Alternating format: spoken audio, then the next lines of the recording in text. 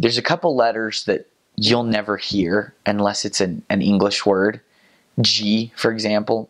No, G's a bad example because there are G's. C. You'll never hear a C. Se, unless, like I said, it's a borrowed word. But yeah, I can try that out.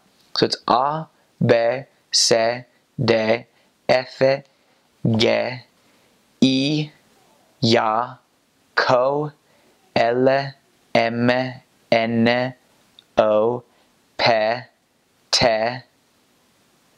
There is no Q. R is R.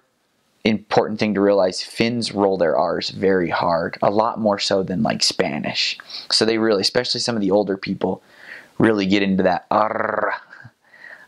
S.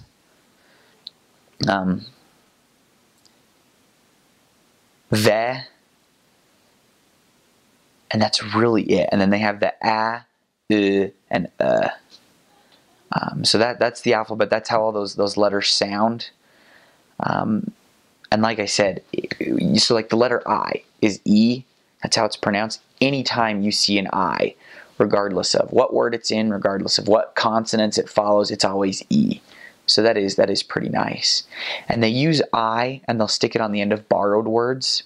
So if there's like an English word that they're borrowing, so like camera, for example, the kamera, but they put an E on the end of it when it's a borrowed word. So they say kamari, like my camera with an I at the end of it. So that's actually an important thing that's like really easy to pick up on iPhone, iPhone-y, So that's, the I tends to be a pretty important letter.